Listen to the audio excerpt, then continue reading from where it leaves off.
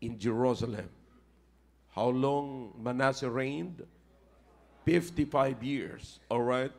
How old was he when he began to reign? 12 years old. Now, when did Manasseh began to reign? After his father Hezekiah died. All right? I'm teaching you how to study the Bible. Okay? After his father Hezekiah died. Now, in other words, silang dalawang mag-ama ay nagsama sila for 12 long years. Okay? Did you get that? Kasi nag-start siya mag-reign ng 12 years old. Okay? And then, that time, nag-start siya nung namatay na yung kanyang tatay. So, in other words, nagsama sila ng tatay niya ng 12 years. Okay? Did you get the point? Now, why is this important? Because in 12 years, dapat meron siyang influence from his father. What did Manasseh got from his father, or the kind of influence from his father for 12 years? Okay? Tanong ko rin sa inyo ngayon, mga kabataan, ilang taon na kayong magkasama ng tatay ninyo? And then, anong influence meron ka mula sa tatay mo? Right? Are you getting the point? So, Father, think influence. Consider influence. And then the Bible says here, verse number 2, but did that which was evil in the sight of the Lord, like unto the abominations of the heathen, whom the Lord had cast out before the children of Israel. So we have here the list of abomination that Manasseh did in the sight of the Lord. Okay? Verse number 3, for he built again the high places which Hezekiah, his father, had broken down, and he reared up altars for Baalim, and made groves, and worshiped all the host of heaven, and served them. Okay? Kasi kapatid, grabe ang aking desire for you to understand the Bible. Okay? Ayokong pupunta lamang kayo sa church, makikinig ng preaching, tapos magha-hallucinate. And pagkatapos ng hallucination, in other words, sa wikang kanto ba, pagkatapos ng amats, okay na. Okay? So, hindi po dapat ganon. Alright? Now, notice the word Baalim. Alright? If you have a marker, mark it, and then lagyan nyo ng many gods. Kasi Baalim is a plural of gods, or mga hindi totoong Diyos. Diyos-Diyosan ang ibig sabihin po niyan. Okay? Alright. Verse number 4. Also he built altars in the house of the Lord, whereof the Lord had said, in Jerusalem shall my name be forever. Okay? Now, and he built altars for all the hosts of heaven in the two courts of the house of the Lord. Okay? That includes the Holy of Holies. Okay? The two courts. The outside court and the inside courts. Okay? That is included. Yung pinakang Holy of Holies, nasa loob po yan. Dalawa lamang po yung courts, mga kapatid eh. Outside and inside. Okay? Pero nasa loob na po yan as far as the tabernacle or temple is concerned. Okay? Now, anyways, how I wish I could see you the picture, mga kapatid. Pero tuloy lamang po tayo. And he caused his children to pass through the fire in the valley of the son of Hinnom. Also he observed times and used enchantments and used witchcraft and dealt with a familiar spirit and with wizards he wrought much evil in the sight of the Lord to provoke him to anger.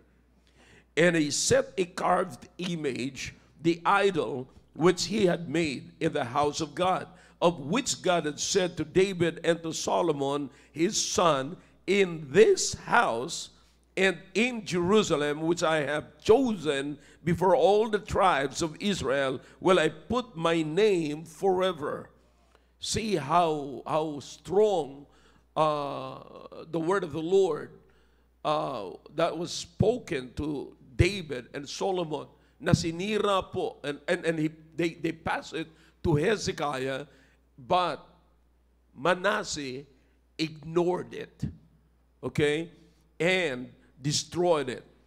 And then the Bible says in verse number 8, neither will I anymore remove the foot of Israel from out of the land which I have appointed for your fathers, so that they will take heed to do all that I have commanded them, according to the word of the law, and the statutes, and the ordinances by the hand of Moses. So Manasseh made Judah and the inhabitants of Jerusalem to err, and to do worse than the heathen. To do worse. You see, than the heathen. If you have a marker, markahan niyo po yan. Alright? Mamaya, babalikan ko po yan. So, makikita nyo, ang ginawa ni Manasseh ay mas grabe pa kaysa unbelievers. Okay? Now, nakalagay din po dyan kung bakit. Bakit nasasabi po yan? And then, whom the Lord had destroyed before the children of Israel. And the Lord spake to Manasseh and to his people, but they would not hearken. Wherefore the Lord brought upon them the captains of the host of the king of Assyria, which took Manasseh among the thorns, and bound him with fetters, and carried him to Babylon. And when he was in affliction, he besought the Lord his God, and humbled himself greatly before the God of his fathers, and prayed unto him, and he was entreated of him, and heard his supplication, and brought him again to Jerusalem into his kingdom. Then Manasseh knew that the Lord, he was God. All right? So, consider influence. Consider leadership, man. Kanina umaga ay nagsalita rin ako para sa mga babae, and you know kung anong ibig sabihin ng leadership. You can be a blessing to your family. Absolutely. Alright? Tayo po'y sandali manalangin. Dakilang Diyos, salamat po sa mga talata na binasa po namin. Pagpalain niyo po ang mga talatang ito na maging pagpapala po sa inyong mga anak. Please, use me tonight. Give me the words, oh God, that will challenge your people. Remind me of the things that you have given me while I'm studying this message. Please. And I'll give it to your people that you might be glorified. In Jesus' name, amen. All right, thank you. You may be seated in the presence of our God. All right? Now, si Hezekiah, anak niya si Manasseh, at si Manasseh ay meron siyang dalawang anak na pangalan ay si Amon and Josiah. Okay? Is everybody ready na? Okay. Now, it's so important, mga kapatid, bago ako dumating, bago po natin pag-usapan si Manasseh, let me bring you back to, let me introduce to you si Hezekiah. Okay? Of course, ang lahat ng ito, pagka inatras nyo ng inatras, listen now, so you can learn, okay? Pag inatras nyo ng inatras, yung pagbabasa ninyo mga kapatid, atras, hanggang sa makarating po kayo, I think sa chapter 11 ng 2 Chronicles, makikita nyo na magtatapos kayo kay Solomon. And then everybody knows that Solomon was the son of David to Bathsheba. All right?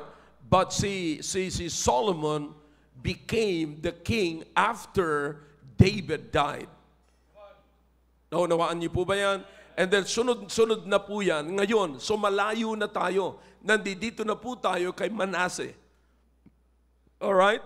But the Bible says in chapter 29, mga kapatid, si Hezekiah reigned when he was 25 years old.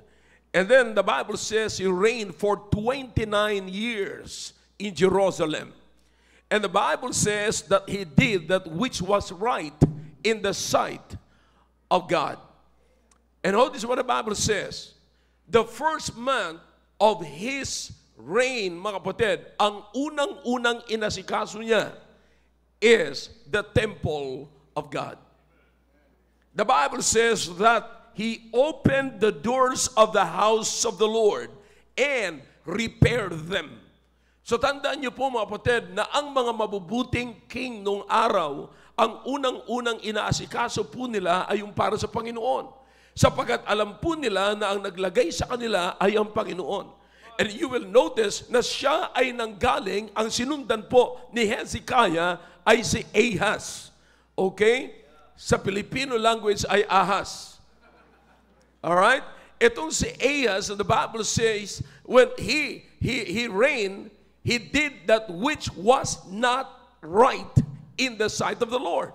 So, that's the reason kung bakit na-close yung templo ng Panginoon, kung bakit nagkaroon ng hindi magandang spiritual condition yung buong Israel, because of him, because of the king. Okay?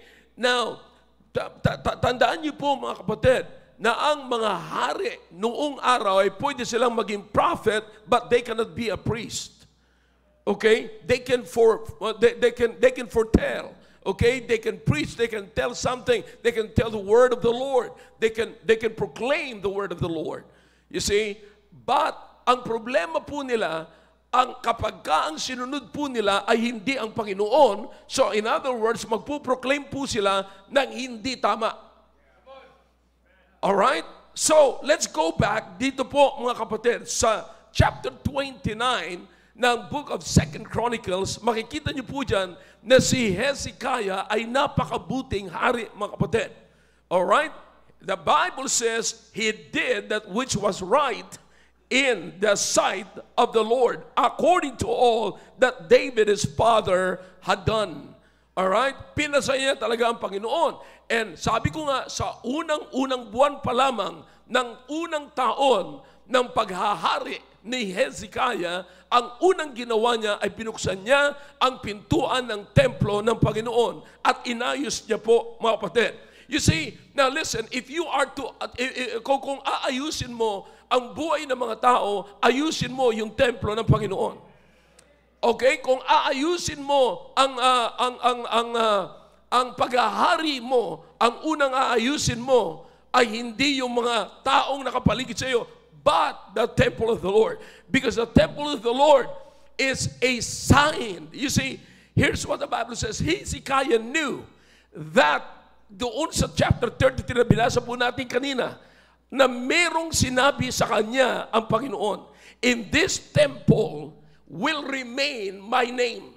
This is my house. And my name will be in this temple forever.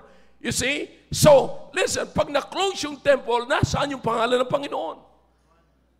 Do you understand? Yan ang gusto mangyari ng diablo, mga kapatid, na mawala ang pangalan ng Panginoon, na mawala ang tatak ng Diyos sa bayan na yan. Hindi makilala ang Panginoon. That's all the devil wants. You see? Not to proclaim the words of the Lord, the name of the Lord. You see, yan ho ang gusto mangyari ng diablo, mga kapatid. And so, si Hezekiah, nagpatuloy po siya. I'm telling you this para makita nyo po kung ano yung chance. You see, kung ano, makita nyo, ni-repair niya ang templo at, so ang mga tao, mga kapatid, ay nag-submit sa ginawa po, mga kapatid, ni Hezekiah back doon sa pinasa sa kanyang kingdom, nanggaling kay Ahaz, nagtayo si Ahaz ng mga high places, ng mga groves, and he put up many gods. You know, the gods, the Baalim. You see, yung many gods, yan o ang pinut up ni Ahaz. Pero during the time of Hezekiah, pinagigiba niya. He break them down. All of those, mga kapatid, lahat ng mga tinayo ni Ahaz na hindi para sa Panginoon, tinanggal niya po yan. Alright? And then, nagtayo siya na maayos. Lahat po yan. And so, katulad sinasabi ko po sa inyo, mga kapatid, hindi siya magre-reign forever. Only God will reign forever. God is just putting up kings in His kingdom. Yan o ang nilalagay. You know ang trabaho ng Diyos, mga kapatid. Ang pagre-reign ng Diyos forever, naglalagay siya ng kanyang mga tao, and after this, after you, and then here comes another. Ganun po yan. I hope you're following me. Alright? And so, when it's time for Hezekiah, mga kapatid, to die, dumating na yung oras niya. He died. And then, the Bible says, when he died, Manasseh, his son, took his place. Siya na ho. Pero, ang nakakalungkot ho, mga kapatid, gusto ko lamang pong makita po ninyo, napakaraming ginawang mabuti at ipinakitang mabuti si Hezekiah. Alright? Now, namatay po siya, mga kapatid. At nung mamatay po siya, makikita po natin na ang kanyang anak na si Manasseh ay 12 years old pa lamang. So in other words, nagsama po sila in 12 years. I'm trying to research po yan na ano na ang kalagayan sa mga Hudyo ng 12 years old. You remember the Lord Jesus Christ when He was 12 years old? Nasaan po siya, mga kapatid? Nasa templo, nag-ano na ho siya, nag-expound na siya ng words. You see, in other words, as far as the Jewish culture is concerned, may mga malawak na ang kaalaman nila. You see, maganda na ho yung kaisipan nila. But, kaya ko po ito pinapaliwanag po sa inyo, bakit maganda naman ang nakita niya sa kanyang tatay, pero ang kanyang ginawa ay hindi katulad ng ginagawa ng kanyang tatay. You see that? So listen now. Listen. Nandito po sa listahan, in the context of chapter 33, kapatid, we have here the list of the abomination that Manasseh did in the sight of the Lord. Okay? Now, ano po yung the worst, kapatid? Alright? Ang the worst dito, kapatid, is that the Bible says, he built again the high places which Hezekiah, his father, had broken down. Now, sino ho ang gumawa nitong high places? Can you remember? Ahaz, his grandfather. You see, how in the world na naalala niyo yung kanyang grandfather, nakuha niya sa grandfather na samantalang 12 years old siya nung sasundan niya yung kanyang father. You see, now let's be careful of the impact that we are making to our children. We should impact the minds of our children, brethren. Now, dapat makita po natin ang mga bagay na ito. Sapagkat ang sabi ng Biblia, He built again. Alright? Na sinira na nga ng kanyang tatay. So what else? Ano po ang ginawa niya, mga kapatid? And he reared up altars for Baalim. Gumawa siya ng mga altar sa maraming gods. Baalim, these gods are pagan gods. Mga kapatid, na ito po yung kalaban at sinasabihan ng Panginoon, even in the book of Exodus, na binigay po yung law, na sinabi ng Panginoon, thou shalt not make any other gods before me. Thou shalt not worship any other gods. Okay? Na pinagbabawal ng matindi ng Panginoon.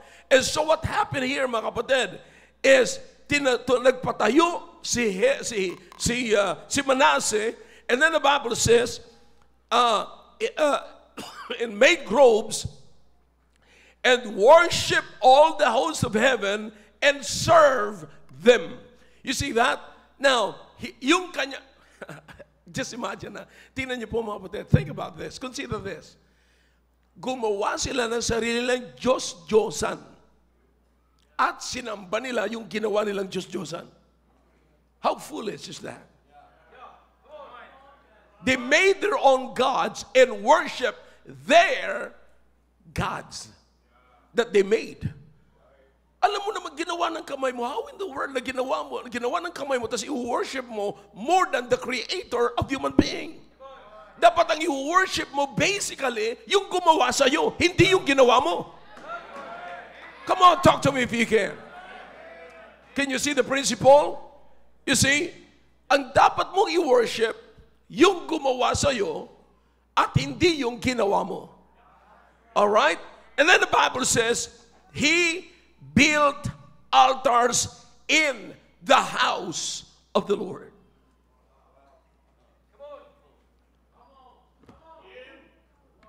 Notice what the Bible says here. Whereof? Saan siya gumawa ng altars? Now you should understand here the importance of the altar. Here, you should consider the importance of the altars and what is in the altar.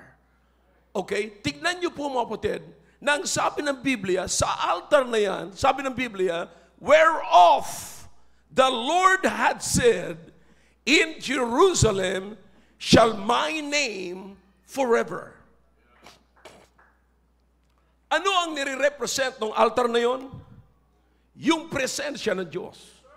Na pagka pumunta ka doon sa altar na yon, makikita mo na at makikilala mo na ang presensya at ang totoo Diyos.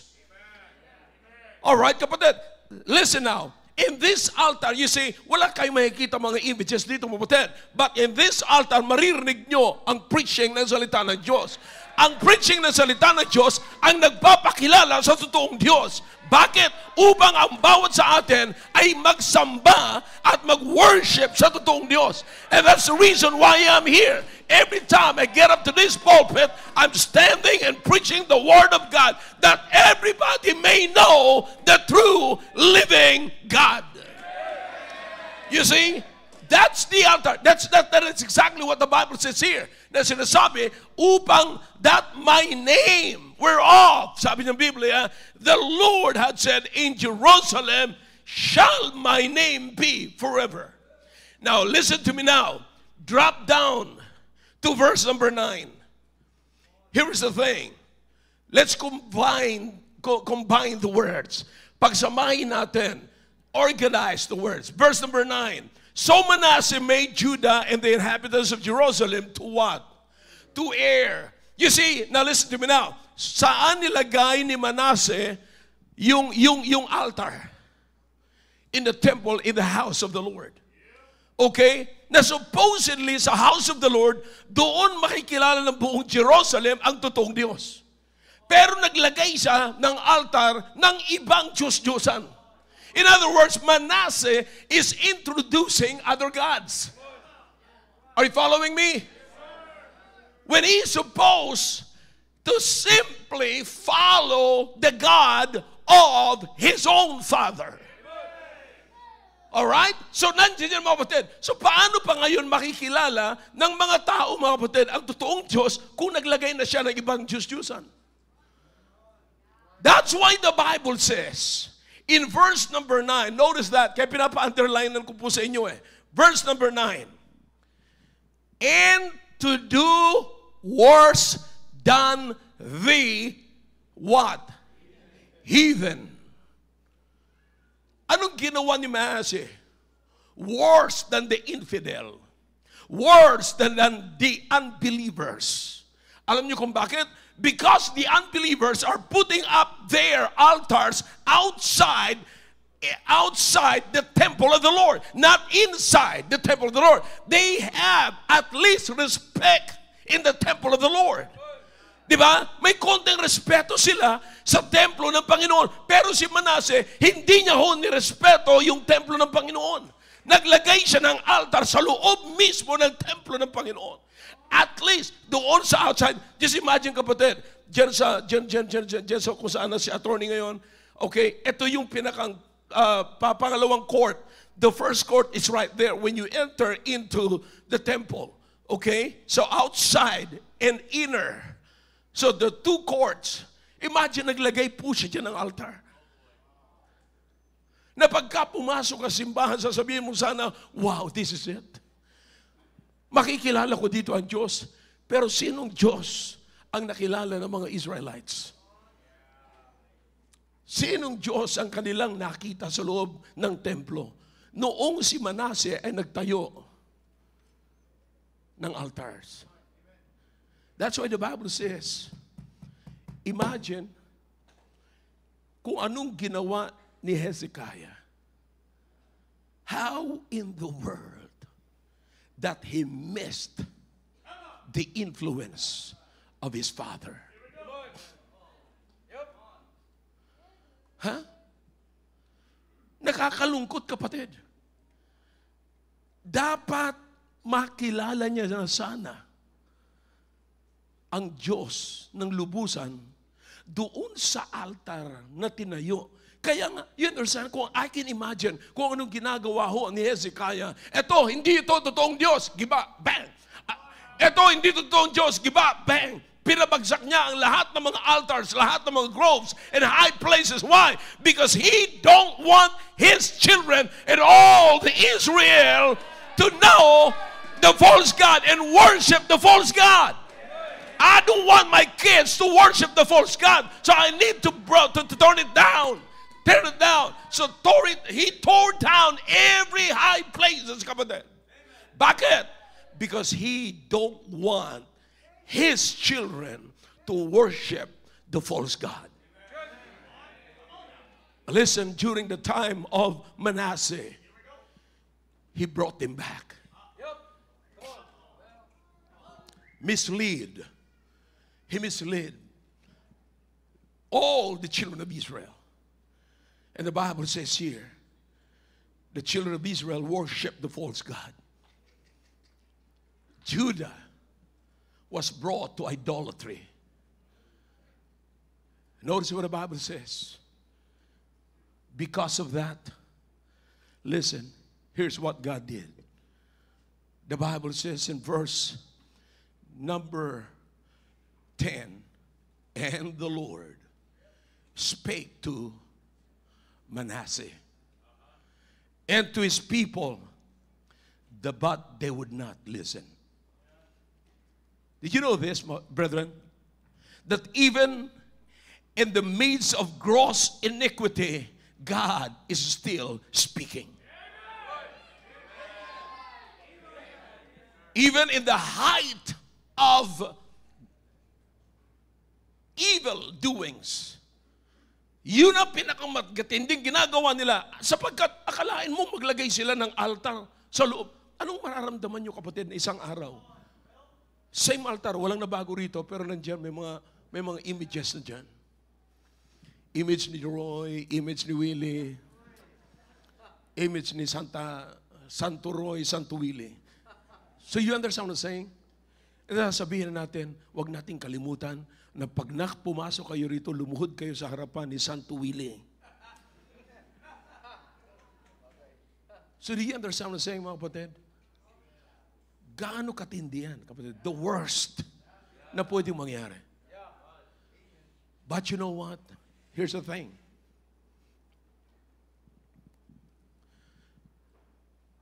Hindi dinala ni Hezekiah at hindi pinaranas ni Hezekiah sa kanyang anak na si Manasseh ang buhay ng pagiging unbelievers. But do you understand, mga kapatid? Some of you grew up here, you can tell. Some of you, for those who grew up in Sunday school, you can tell.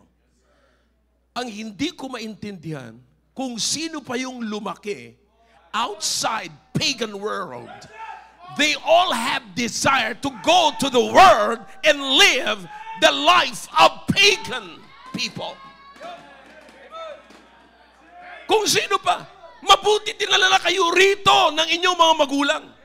Mabuti na si Manase ay pinalaki na ni Hezekiah simbahan na walang mga groves, walang mga images, walang idols, wala sa kanyang idolatry. But you know what?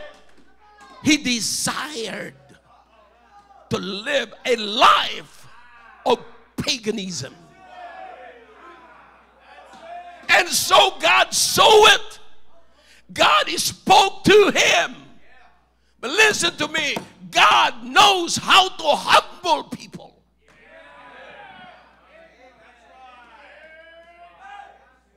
Anong ginawa ng Panginoon, mga kapatid?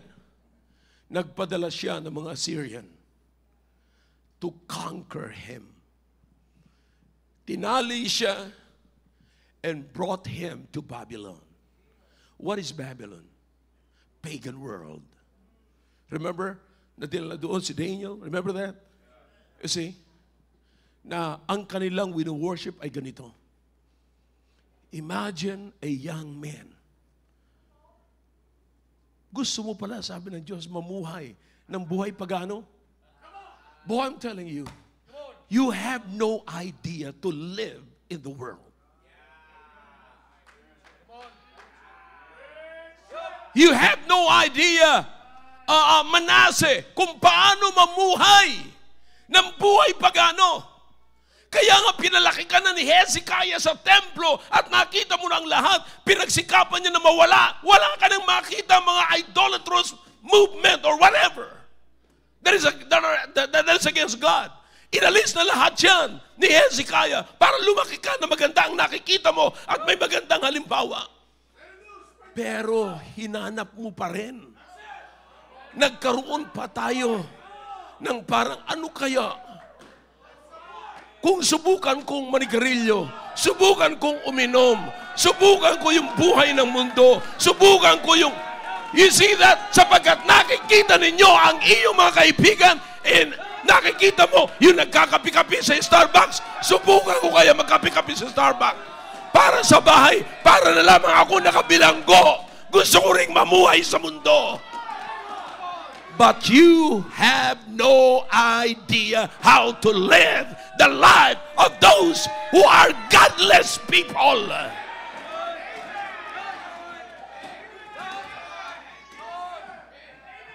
You envy the pagans. You envy the worldly kids. You envy them for what they're doing. Minsan gusto nyo maranasan. Kaya nga, napakaganda na ng ginawa sa inyo ng mga magulang ninyo. Dito na kayo pinalaki. Bakit? Para hindi nyo na maranasan ng mundo. Bakit? Wala kayong idea kung paano kayo gagamitin ng mundo at kung paano kayo paglalaruan ng mundo.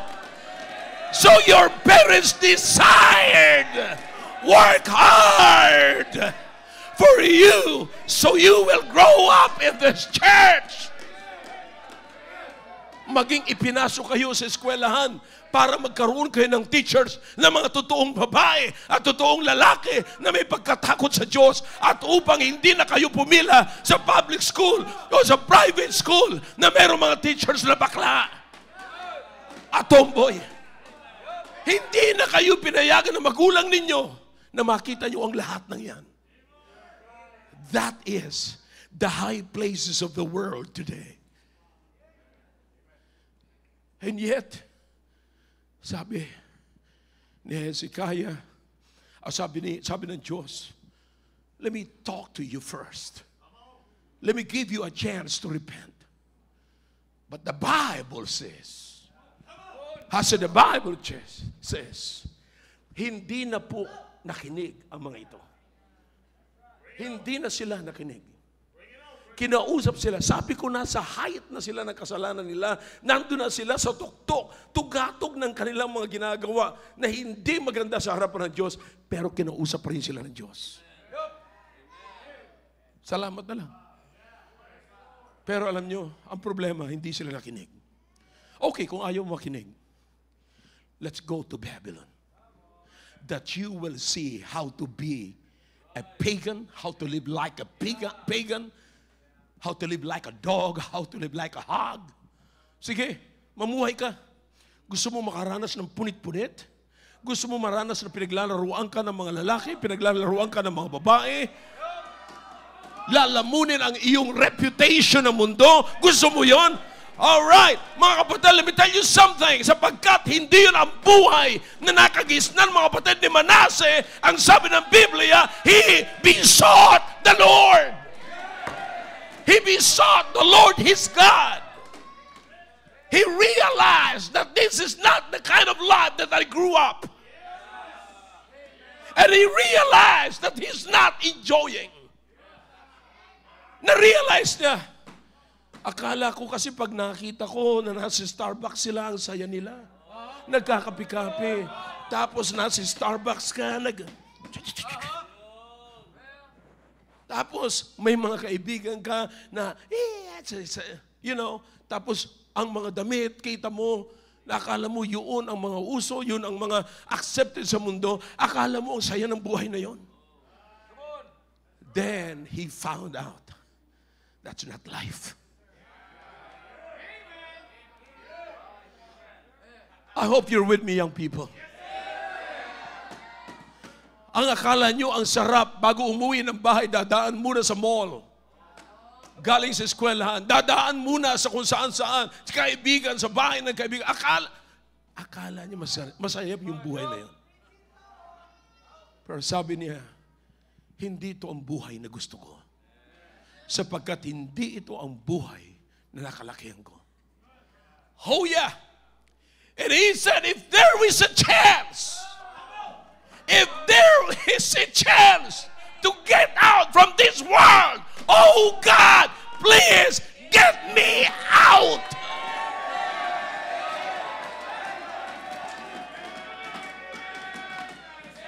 I know some of you young people, you're already in bondage. You do not even know how to get out from it.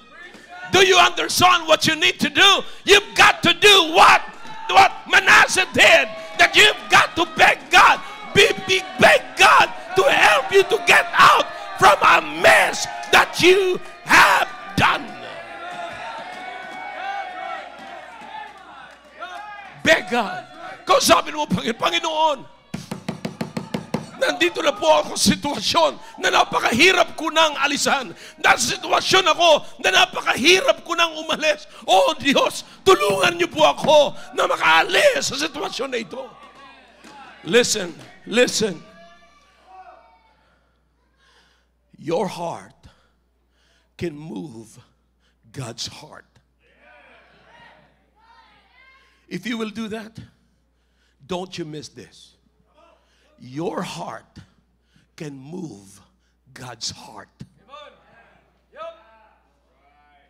Open your heart.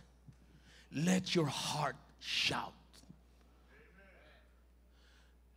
Let your heart shout what is inside. And beg God, oh God, set me free. I'm in a situation na hindi ko na kaya. I'm in a situation na hindi ko nakalakihan. I'm in a situation na hindi ito ang pinakita sa akin ng aking mga magulang. Help me get out from this. Akala niya, okay sa Babylon niya. Yun ang pugad ng ginagawa. Doon sa ginawa niya, na nag-set siya ng altar sa templo. Kapatid, ilang mga gods lang ang makikita niyo doon. Lahat yun ay nanggaling sa Babylonia. So dinala siya ng Panginoon mismo doon sa pugad. Sabi ng Panginoon, enjoy. Enjoy. But he realized that he cannot. And he did not. hindi talaga siya nag-enjoy. So, he begged God. Then the Bible says, mga kapatid, verse number 13, he prayed unto God. And he was heard by God. And when God heard him, God said, are you all right? How'd you find it? How did you enjoy it? Huh? Okay lang ba na nakasama mo na matagal-tagal sila Balaams? Sila Balaam? Okay lang ba na nakasama mo matagal-tagal yung kaibigan mong punit-punit ang damit? Yung kaibigan mong panay bawat salita ay maririnig mo yung kanyang mura?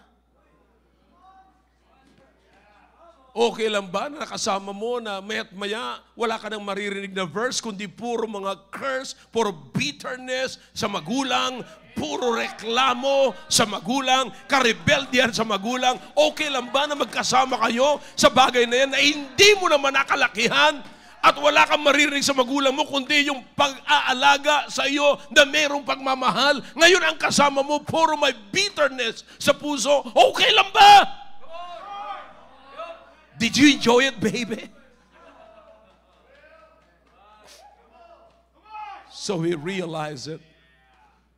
No, I did not definitely enjoy it.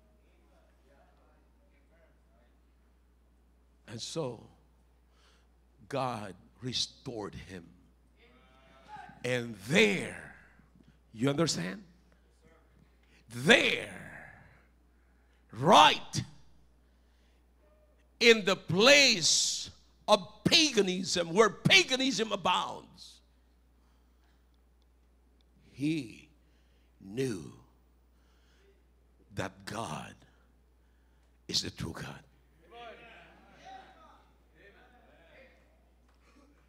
May pinatayo yung kanyang tatay at inayos ang templo. Imagine, kapatid, na sa very first month ng paghari ng kanyang ama, inayos niya kaagad ang templo. Bakit? Ayaw niyang lumaki ang kanyang anak sa pagan world. Right at the very first month. Maybe some of you here, you do not know. 1 month old pa lamang kayo, dinala na kayo rito para ihandog ng inyong tatay at inyong nanay, upang ipakilala sa inyo ang totoong Diyos. Pero ang nakakalungkot, kung saan nyo dapat makilala ang Diyos, doon nyo pa siya in-ignore at hindi nyo nakilala. At nakilala nyo ang Diyos kung saan pa nandoon ang pagan world. Why do you need, here's the question, why do you need to go to the pagan world to know the true God?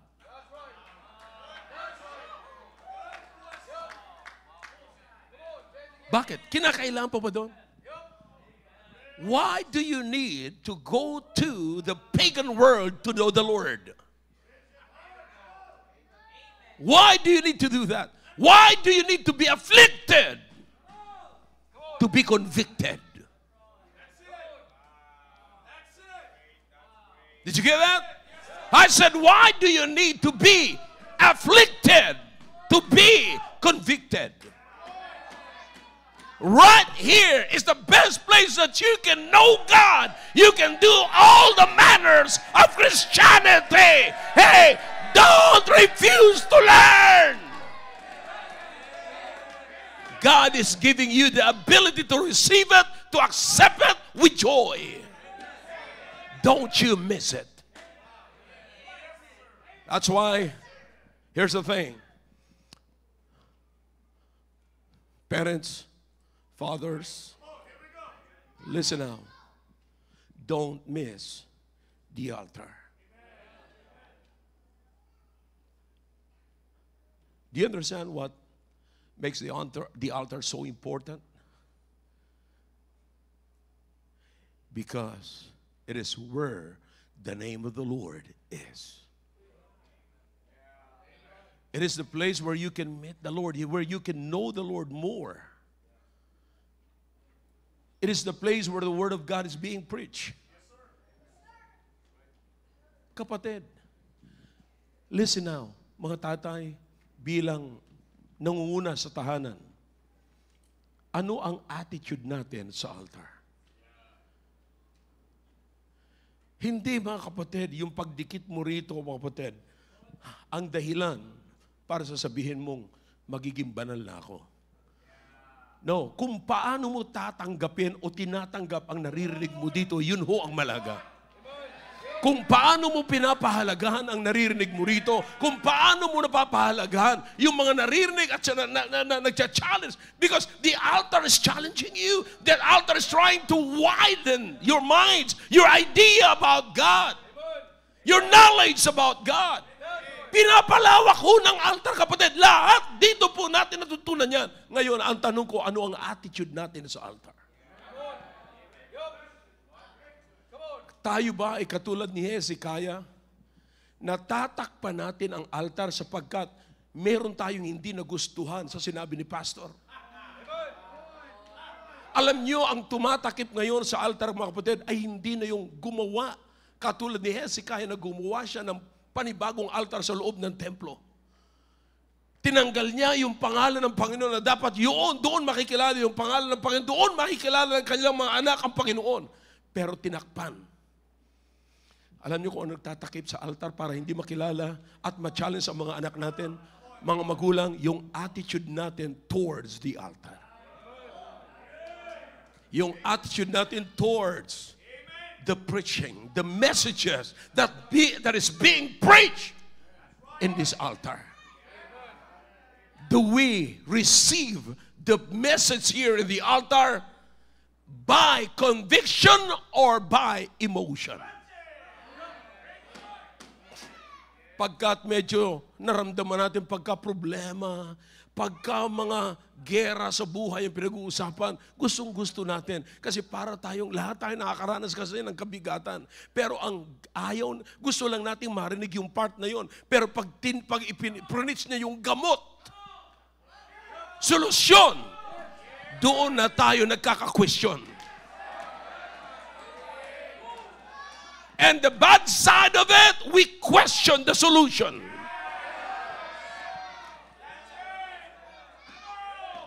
So sad. Wala na tayong inak doon. Wala na tayong...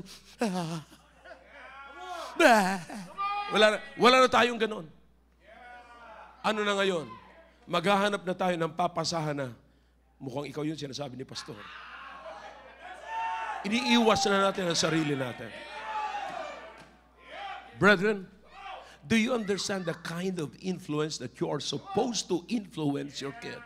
That's what I'm saying. I'm telling you a while ago, consider influence. Your attitude in the altar is your influence to your family. I hope this is clear. Yung attitude po natin, ano yung hindi natin, ano yung tinakpan natin na dapat tanggapin natin sa altar? Nagtayo ka ng sarili mong paniniwala eh. Anong ibig sabihin? Nagtayo ka ng sariling altar sa loob ng templo ng Diyos. Do you understand? Hindi ka man si Manase, pero nagtayo ka rin ng panibagong altar sa loob ng templo ng Diyos para matakpan yung mensahe na para sa iyo at ang gusto mo lamang ay magtayo ka ng sarili mong altar that's intended for your children, intended for others, and not for you. That is actually the very purpose of idolatry. Ang sino mang naggumagawa ng Diyos-Diyosan, ginagawa niya hindi para sa kanya, kundi para sa iba. Because ang sino mang gumagawa ng Diyos-Diyosan, nag-iisip na sila'y banal na at ang mga taong nangangailangan ng Diyos-Diyosan ito, ililigaw kayo. That's the very essence of idolatry. Brethren, lastly, so we have here Hezekiah, his influence to his son, and his son rejected that influence. Manasseh. But Manasseh failed to remember that he's got two boys. that needs His influence.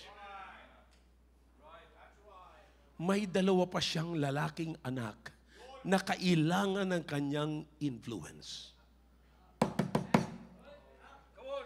Let's keep reading.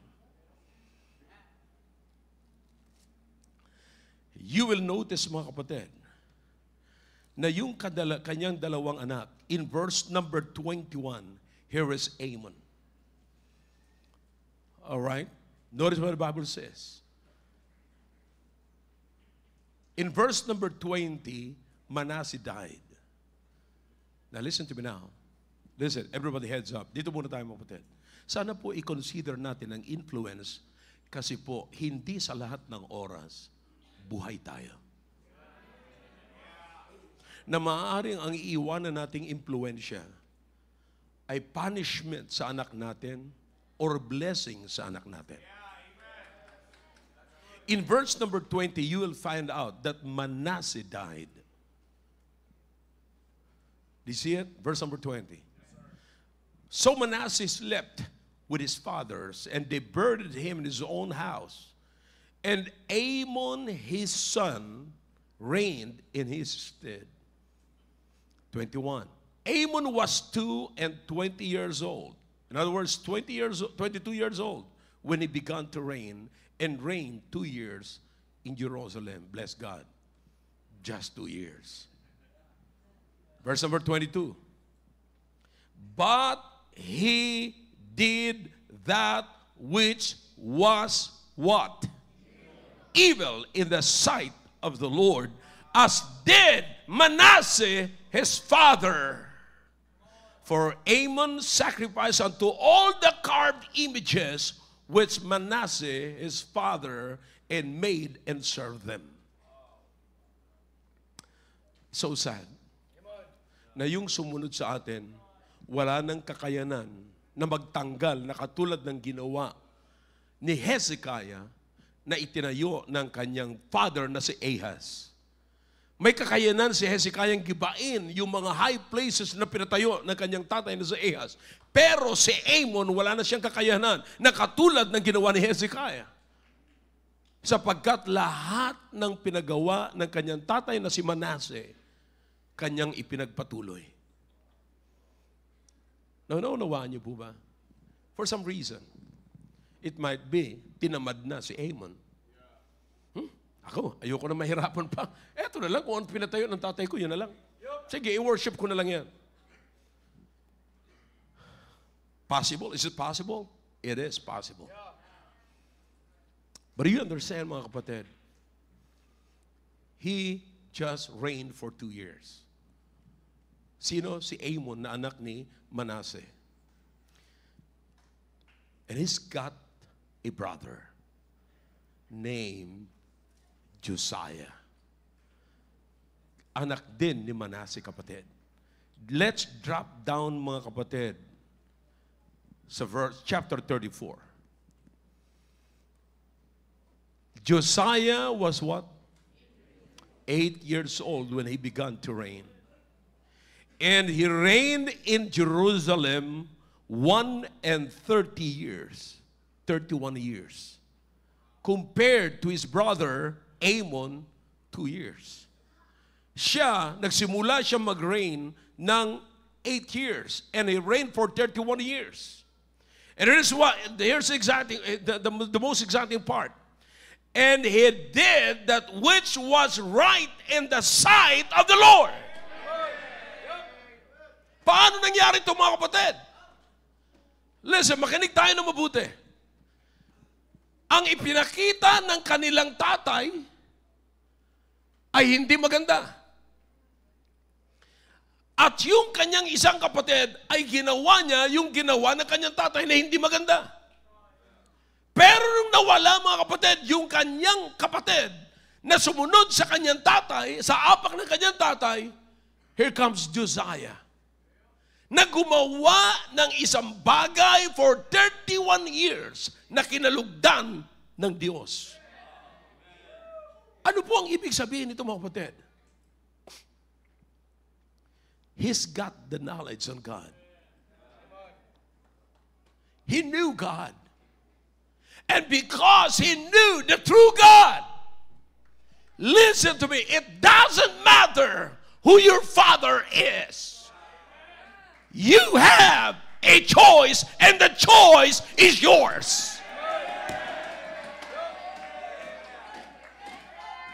Gaano man kasama ng iyong tatay, gaano man ka-irresponsable ang iyong tatay, kung ang tatay mo man ay hindi nag-church at hindi lumalakad ayon sa Diyos at hindi nakakaranas at hindi naniniwala sa salita ng Diyos, but bless God, you are here. You have a choice, and the choice is yours. Pwede mong piliin na sumunod sa tatay mo, pwede mong piliin na hindi sumunod at gumawa ng mabuti. I don't know kung kanino ako nagkipag-usap ngayon, mga kapatid, pero maaaring meron sa loob ng auditorium na ito na ikaw ay nanggaling sa broken homes, na maaaring wala kang tatay na nakagisnan, na maaaring ang nakita mo ay hindi maganda, pero purihin ang Panginoon. Thank God that God brought you in this church and God gave you the chance to know God. Now, it's your choice if you will serve the true God and follow paganism.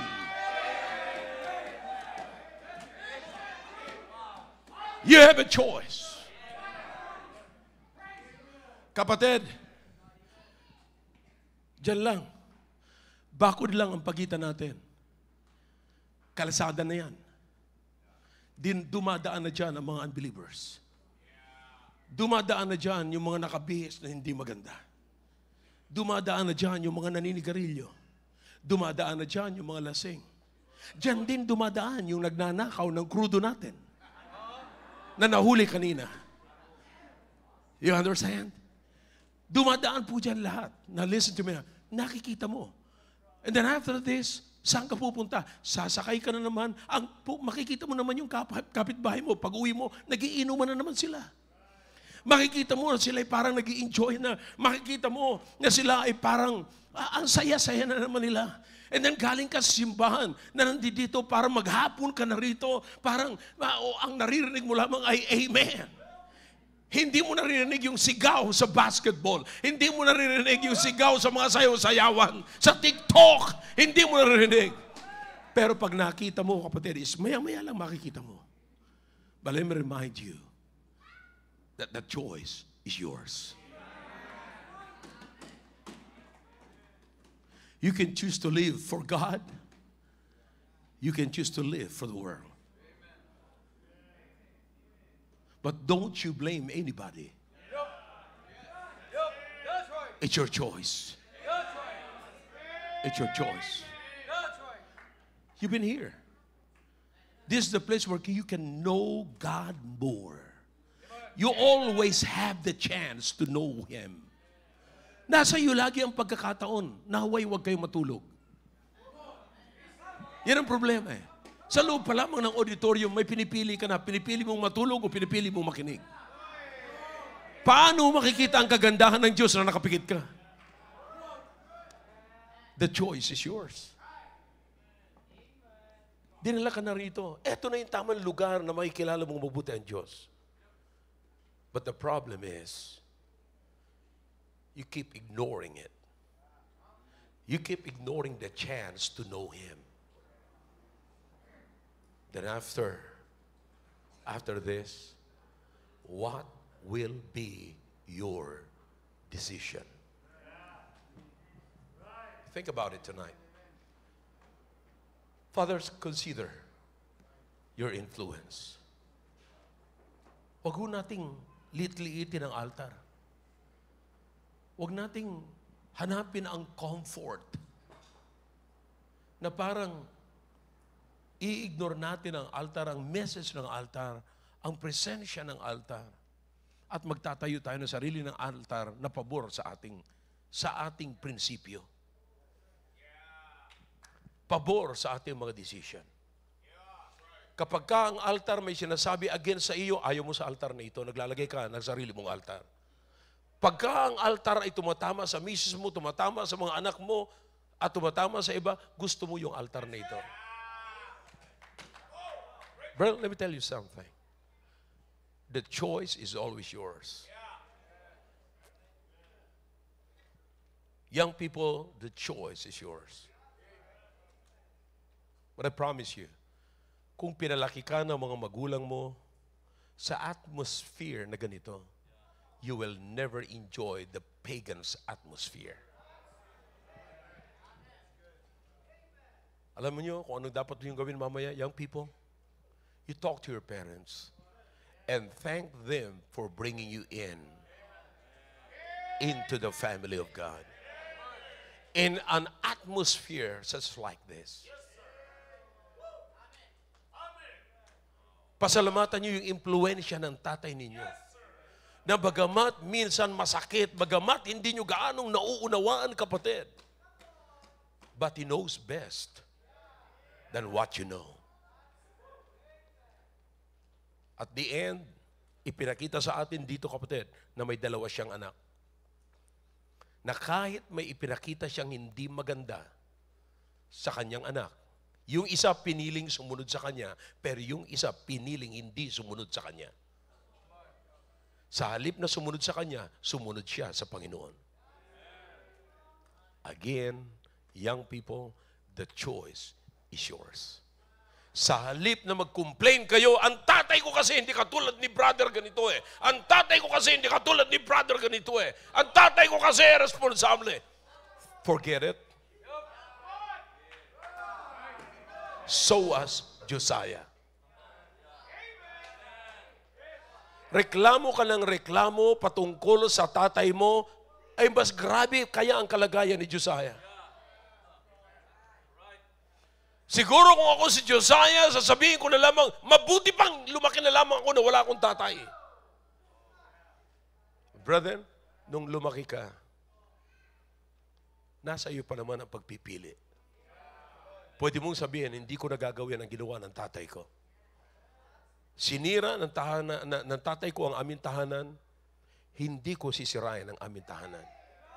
I will build an altar where the name of the Lord is proclaimed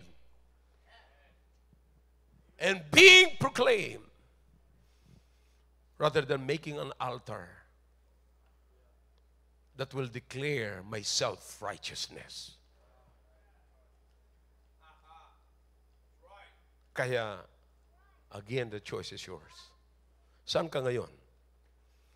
Parents, fathers, consider influence. Think influence. Hindi masasayang ang ginagawa niyong influensya. Kung dito nga, kapatid, si Manase ay hindi na siya gumawa ng maganda. Pero meron pang isang bata na gumawa ng decision na hindi ako susunod sa tatay ko. Gaano pa kaya kung ikaw isang tatay na susunod sa Panginoon?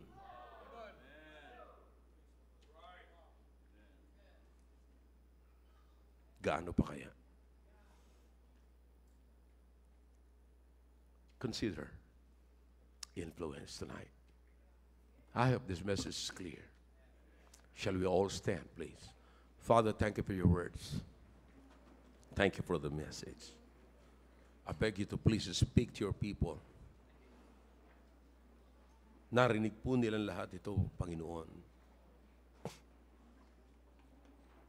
So please, kausapin niyo po ang bawat isa.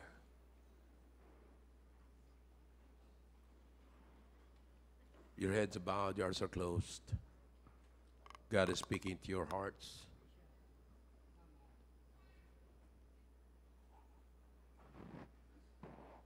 Don't forget, influence.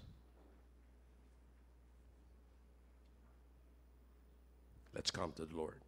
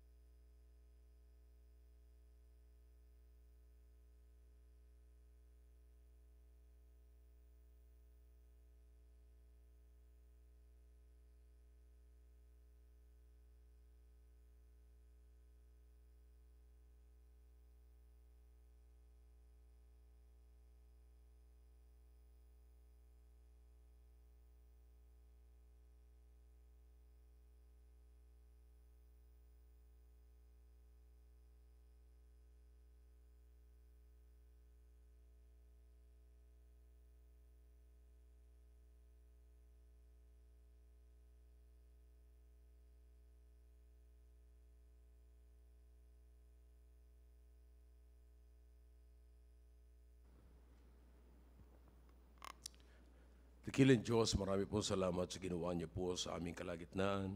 Salamat po, Panginoon, sa inyong salita. Pagpalain niyo po, O Diyos, ang aming narinig, na patuloy po na ang inyong mga anak ay magkaroon ng wisdom na galing po sa inyo. Na kinakailangan po naming matuto, Panginoon. Kinakailangan po kaming matuto sa tamang kaalaman. Salamat po, O Diyos, sa buhay na pinagkaloob niyo po sa amin. Salamat na mayroong paraan ang bawat isa na pumili, O Diyos, ng buhay na kaya-aya po sa inyong harapan. Thank you, O God, for the power that you are giving to your children, to your people, to have the ability to live that which was right in your sight. Bless those who came forward. Bless those who came and begged your power, O God. Salamat po. Patuloy niyong kausapin ang bawat anak po ninyo. Sa pangalan po ni Jesus. Amen.